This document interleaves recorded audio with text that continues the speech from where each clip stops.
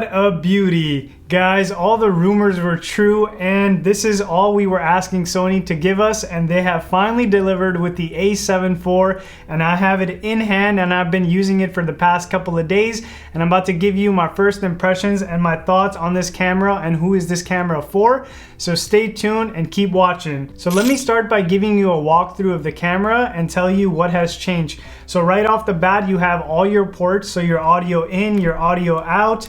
You have your USB-C type charging, and one cool thing that they introduced with this camera is the full HDMI, which I'm really happy for. It just makes it so much convenient and easier when you're trying to play back video and you want to connect the camera directly to the TV. You don't have to worry about any extra cables, much like the Canon system, which uses a mini HDMI.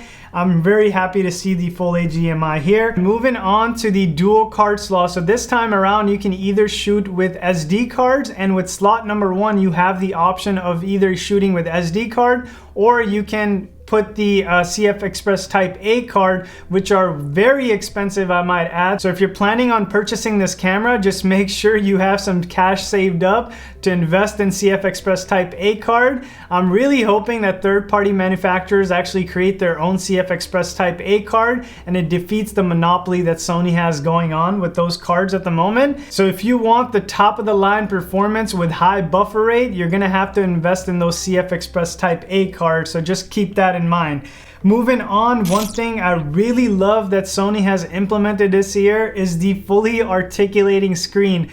Let me tell you guys, this comes in so handy when you're trying to do low angle photography. You can just easily pop out the screen and start taking pictures, and I really wish my A1 had that feature. The resolution of the screen is still around that million dot range, so it's still not the best, and I feel like most of the Sony cameras are using pretty crappy screens, especially comparing it to the Canon or Nikon, which uses a much higher quality screen, and I really wish Sony kind of stepped up their game here. But one good thing is that it does have touch capability, which makes it very easy to rack focus and things like that. So I'm just happy that the fully articulating screen is here. So moving on to the viewfinder. So this has been improved quite a lot, and now it's using a 3.69 million dot viewfinder, which is very nice, and I feel like it's very comparable to the Canon R6, which I also believe uses a 3 million dot viewfinder.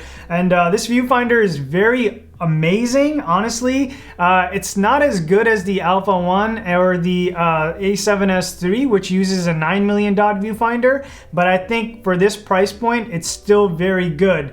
Another good feature that they have carried over from the A1 is the autofocusing points. So it's using 759 phase detect autofocusing points, and say that 10 times, and those are sticky to say the least. Honestly guys, you would not miss a photo when you're doing any action photography, or you're trying to catch the bride when she's walking down the aisle with everyone around her.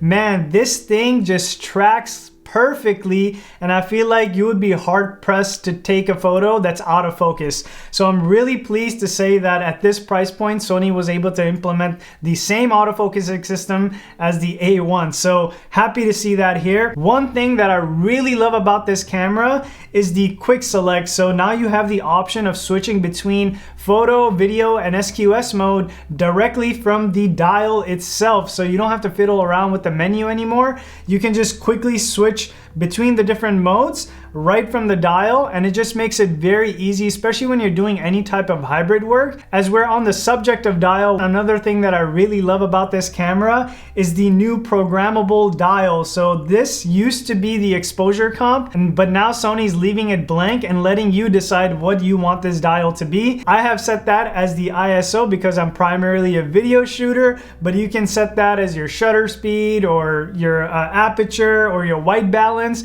So it's just up to you. How do you want to set up your camera? And I'm hoping that some of the future cameras like the A7R5 might also have these programmable dials. So happy to see that here.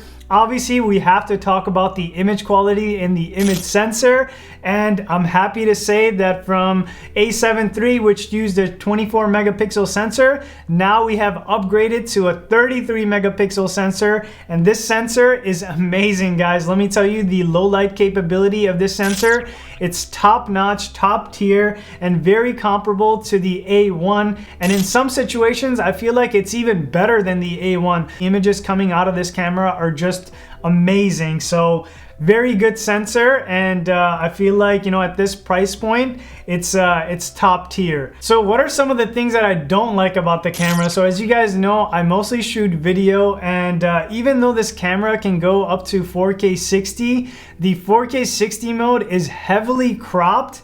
And especially comparing that to the Canon R6, which I believe also has a slight crop, but this camera just crops in way too much. It's good to have the option of shooting 4K 60, but with such a big crop, it's just not usable, especially if you don't have wide angle lenses like 16 to 35, Sony G Master, or something like around that range.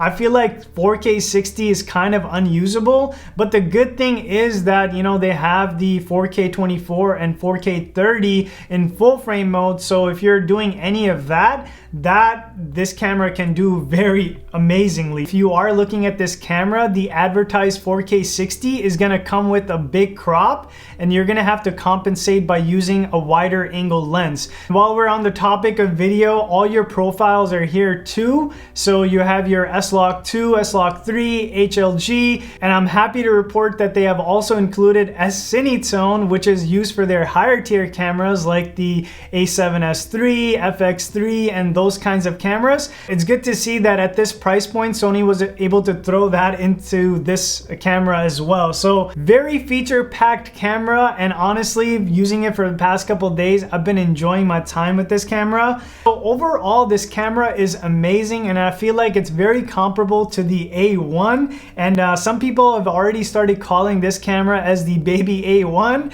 and I might have to agree, because, you know, it's kind of using the same autofocusing system. It has some of the same feature set, and at 33 megapixels at this price point, this camera is packing a lot of features. It definitely deserves a look if you're trying to cross shop this between the Canon R6 or maybe the Nikon Z6 or the Z7. So yeah, overall, I'm very pleased with this camera, but the question is, am I going to be keeping it? And right now, guys, as you guys know, I primarily shoot my videos on the FX3, and I also own the A1, and I just don't have any need for a third body at this point. But I feel like, you know, this camera is really good, and maybe in the future, if the price comes down, maybe below 2,000 or around 2,000, I might pick this up as my third body, and I might include it in my rotation. This camera has very high praise for me, and I feel like this is gonna satisfy a lot of needs for a lot of users. All right, so that's gonna wrap up the video here today. Hopefully you guys enjoyed it.